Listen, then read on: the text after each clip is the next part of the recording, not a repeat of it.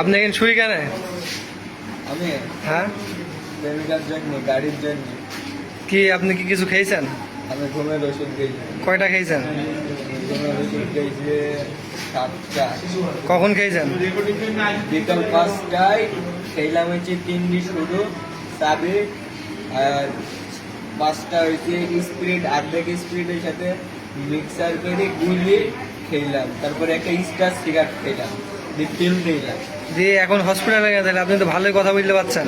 আমি বাড়িতে উল্টে পাল্টে করে যাচ্ছিলাম, আমার পা আমার যন্ত্রণা হচ্ছে, সেন্স লাগছে না। আপনি তাহলে খাইলেন কেন? এগুলো খাওয়ার উদ্দেশ্য কি? গাড়ি আপনার পরিবারের কি গাড়ি কেনার কোনো সামর্থ্য আছে? আছে।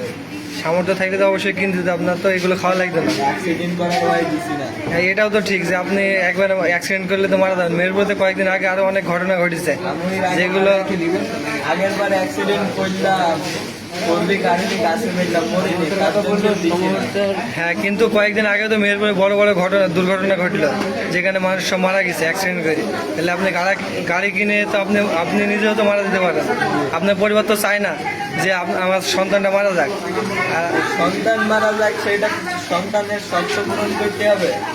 আপনার নাম কি? আমার নাম মোহাম্মদ আরিয়ান মিয়া। আপনার গ্রামের বাসা কোথায়? রায়পুর। রায়পুর। তোর আব্বা কি করে? আপনার আব্বু কি করে? আপনি মৃত। মৃত। আপনি আর আপনার মা। আপনার কি ভাই বোন আছে? আর আমার বোন আছে। তাহলে আপনি কি বড় না আপনার বোনটা বড়? আমি ছোট। আপনার বোন বড়। আপনার বোনের কি বিয়ে হয়ে গেছে? বোনের বিয়ে হয়ে বাচ্চা কাচ্চা হয়ে গেছে।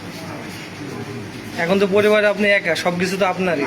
আপনার তো এগুলো আসলে করার দরকার নেই। সেজন্য তো অন্যায়। আমি একা, আমাকে এখানে বাইক কিনে দেবে না।